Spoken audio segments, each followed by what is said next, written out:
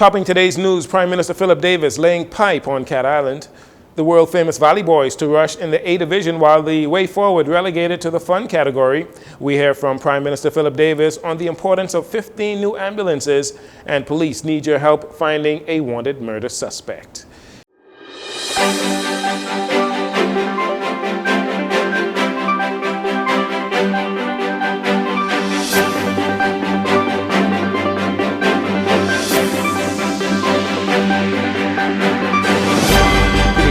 I'm Jcn. This is your JCN Evening News, and it is a pleasure to have you join us. On Tuesday, at his office, Prime Minister Philip Davis signed a desalination contract between the Water and Sewage Corporation and Consolidated Water for 2 desalination plants for North and South Cat Island. He said it marks the beginning of a new chapter for the island of Cat Island. According to the Prime Minister, who is the Member of Parliament for Cat Island, the agreement is an extension of the infrastructural upgrades he oversaw as Minister of Works in 2016. At that time, he noted that $3 million worth of funding from the Caribbean Development Bank was put towards the installation of 11 miles of new water mains on Cat Island. During the Minnis administration, Mr. Davis was ridiculed and laughed at in the House of Assembly as government members accused him of not knowing how to lay pipe on Cat Island. He said now, after 4 years of stagnancy during the previous administration, his government is continuing with the water upgrades and ongoing Cat Island road paving and public infrastructural works. Mr. Davis said over $32 million has been allocated to install 95 miles of new water mains and 800 service connections on Cat Island. The final completion date slated for 2026.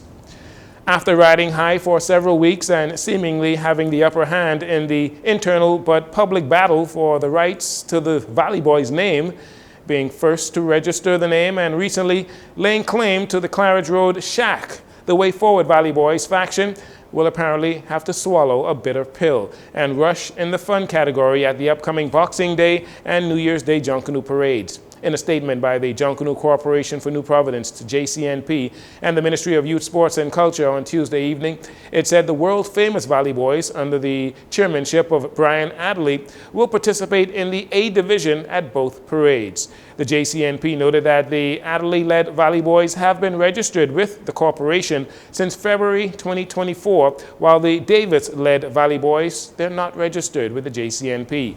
The decision was made after a meeting with attorneys for both sides on Tuesday. Davis and the Way Forward Valley Boys say they will not accept this decision and they will fight it. Meantime, according to Minister Boleg, the Minister of Youth, Sports and Culture, both factions will receive seed funding for the upcoming parades. However, it is unclear if both will receive $30,000 for A groups. Groups in the fun category reportedly receive just $2,000. The nation's public health sector receiving a major boost on Tuesday with the commissioning of the first 10 of 15 new ambulances, which is sure to reduce public complaints about the shortage of the emergency vehicles. Prime Minister Philip Davis and Minister of Health and Wellness, Dr. Michael Dowell, they were on hand to inspect the new ambulances. The Prime Minister is happy to be able to add 15 new ambulances to the depleted fleet. And so I want to thank the entire team at the PHA as well as the Department of Public Health for the constant drive to make this day happen.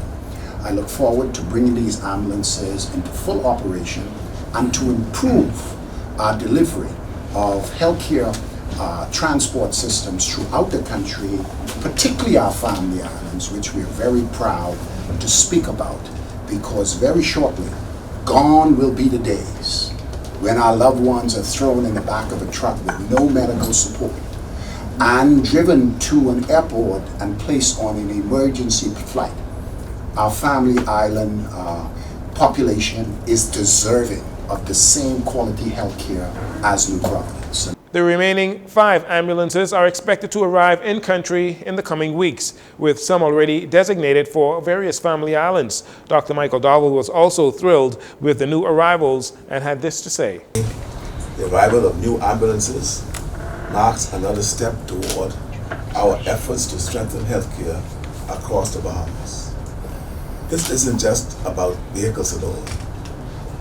It's about saving lives. When you call for help, you expect help to come. And now we are ensuring that it will faster and more reliably than before. Although ordered quite some time ago, the new ambulances took a while to get here because there is a high demand for ambulances worldwide and they have to be custom built. Inspection of the new ambulances took place at the National Emergency Medical Services headquarters right here on University Drive. The Bahamas Telecommunications Company and the Bahamas Communications and Public Officers Union have reached an agreement. Executives from both sides came together on Tuesday at the Hilton to sign the new industrial agreement. Darren Turnquist, Director of People at BTC, compared the relationship between both entities to a marriage, explaining that the negotiation process, although spirited, remained respectful. Of our shared commitment to creating a supportive and rewarding work environment for everyone. I stand never to be corrected that the employee value proposition of BTC is the best employee value proposition in the Commonwealth of the Bahamas. But let us just say that we have accomplished this today together. This is indeed, as my CEO says, a blue letter day. I continue to thank my CEO for instilling the confidence and bestowing the confidence to sit in this office. That is the Director of People. And if you think that we've done this, we got so much more. Kenny Knowles, BCPOU President, spoke to the negotiation process, the commitments made in the agreement, and the way forward. The relationship is about is meaning what you say. We put it in writing, we agree to it, let's carry it out. And if we practice the love languages, we will need to see the council. And that is one of my aim as president, to ensure that we understand that we can come to the table and collective bargaining has great potential, great power if we commit to it. So in this relationship, the union is committed to adhering to what we agree to in writing. And we will be watching and encouraging you to do the same, which I'm sure you will. But this time around, we want you to understand that this is a new breed of union leaders. We're not there just to fight. We only fight when we feel we need to.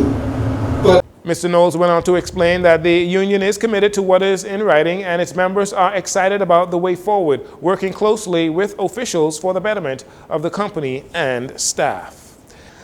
And finally, in this segment, in December 2023, the government and Bahamas Power and Light launched a request for proposal for Family Island new energy generation via microgrids, clean fuel and renewables for Family Islands, including Abaco, Andros, Bimini, Eleuthera, Exuma, Long Island, San Salvador, and the Berry Islands. The project is aimed at ensuring consistent and reliable power supply 24 hours a day for the mentioned islands. The Office of the Prime Minister said it anticipates groundbreaking will begin by the end of this year, which is good news for many of those family islands experiencing electricity challenges like Eleuthera and Harbour Island, whose residents recently protested. While on Eleuthera on Monday, Prime Minister Philip Davis let the residents there know that the government has heard their cry for more reliable electricity and water supplies and has taken steps to implement long-term solutions. You're listening to JCN News. We'll take a break here. We'll be right back after these commercials.